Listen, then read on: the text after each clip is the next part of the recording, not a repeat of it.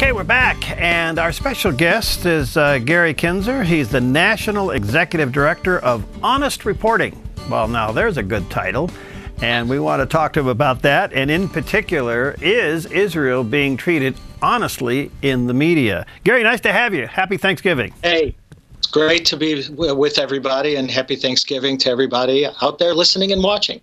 Now, we're in Oregon. And we're in Illinois. You're in Illinois. All right, good. Hey, listen, tell us about Honest Reporting. Tell us about your organization.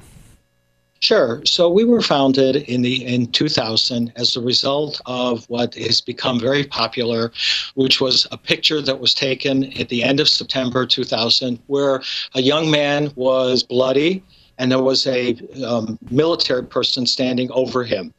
And the caption of the picture read, "A Palestinian and a policeman on the Temple Mount."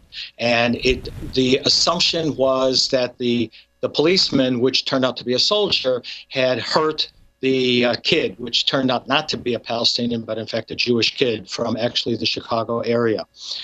And so that was really wrong, how that was captioned. And it sent shockwaves throughout the entire world.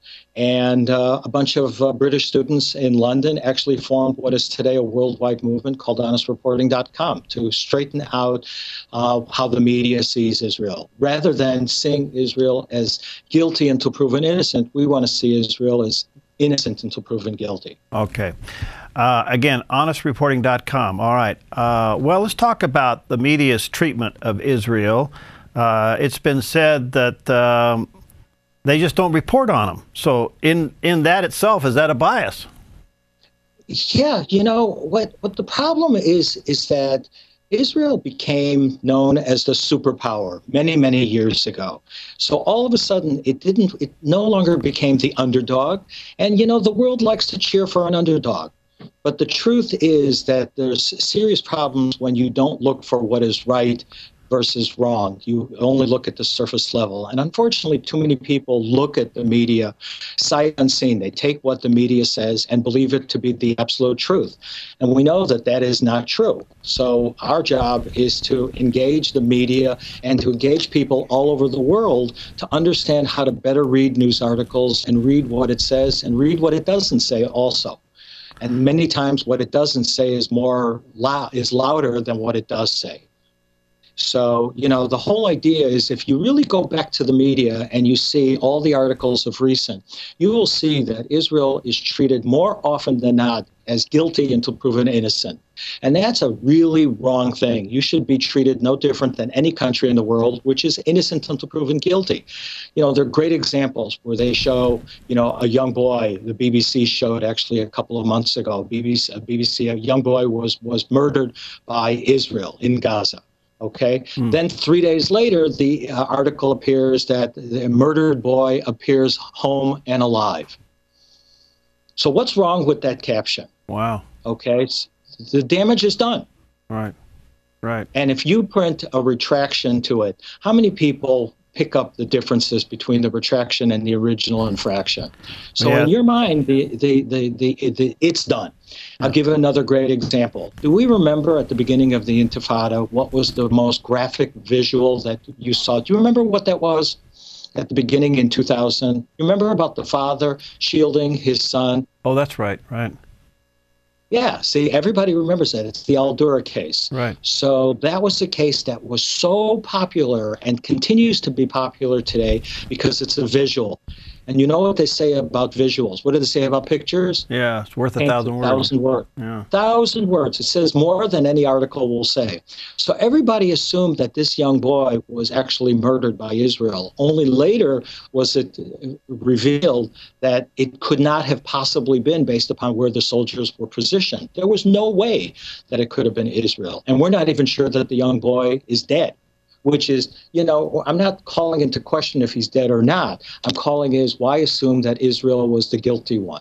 Whoa. And that's a problem. But people remember that Al-Dura case like it happened yesterday, and it happened well over 13 years ago. Why is there in the mainstream media this vilification of Israel and maybe even for Prime Minister Netanyahu? Well, you know, I think it goes back to cheering for the underdog. Everybody likes to cheer for the underdog. And while Israel is certainly the underdog in terms of the square footage, the geography, it's a wonderful country with some very interesting neighbors, let's just say that. Being very nice. Yeah. But the reality is that it excels in everything from technology to research to pharmacology to computer science, everything. It excels in everything. So in reality, it's not really an underdog. It was one of the last economies to collapse and one of the first ones to come back. And there's some fascinating stories. If people remember, am I allowed to say the magazine? Sure. On the air. So there was a magazine, Time magazine, did an article in September of 2010. And it was basically, it was a Star of David, which was made with daisies. I don't know if people remember this, but it was done, and it said, why Israelis don't care about peace. Whoa. That was the front cover of what was to be a very lengthy article. Now tell me something. If anybody out there who's watching or listening to this, do you know an Israeli? And I would guess many people do. Right. How many of us realize that Israelis, when their children turn 18, they have to send them to fight in a war? Right. And to fight in the IDF. I don't know about anybody else out there, but if I had to send my child to fight in the war, I would absolutely be concerned about peace, that there was peace, so I didn't have to send my child to war. And I'll go even a step further. How many Israelis do you know out there that haven't been impacted by terrorism? None. Yeah. Okay? Yeah. You think about it. Yeah. Okay? If anybody's been impacted by terrorism, I'm an American, and my family was impacted by terrorism. A very close friend of the family was murdered. And believe me, it really had a major impact. So believe me, thinking about peace at a time when there's so much chaos, you can't imagine how much we think about it all the time. Well, Gary, where can we go in media? Is it the internet to find more legitimate stories about Israel and the truth about what's going on? You know what? What's more important, if the people ask actually the question, where can I get the absolute truth about what goes on? What's the best source? And to be perfectly frank with you, there isn't really one great source because some of them are very questionable. They're not consistent with their coverage. So, what's very important for people to do is to do diligence when they read an article, to read it with open eyes and to look at the pictures with open eyes. Don't be deceived. And I'll give you a great example. I'm digressing, but I think it's very important. You've heard of this word called the Intifada, right? Right. How do you know what that means? No. How do you know that word? Well, because of the news, the media. Yeah. So you would have to speak Arabic to know what Intifada means, which basically means an uprising. Okay. It's not a real great English term for it. Spontaneous is not a great term for it, but uprising. So when you use that word Intifada, which all of us use, you're using a political term. You got to be very careful how the media slips in this information, and we don't even know. Wow. Let me give another example very, very quickly, because I know our time is fleeing and I want to get so much information out and to meet all your listeners and viewers. But what is when you read an article, and I say you read it either in the paper, how many people read the paper these days, but see it in the news or read it online. Is it a good thing to have fact and opinion sort of mushed together? No.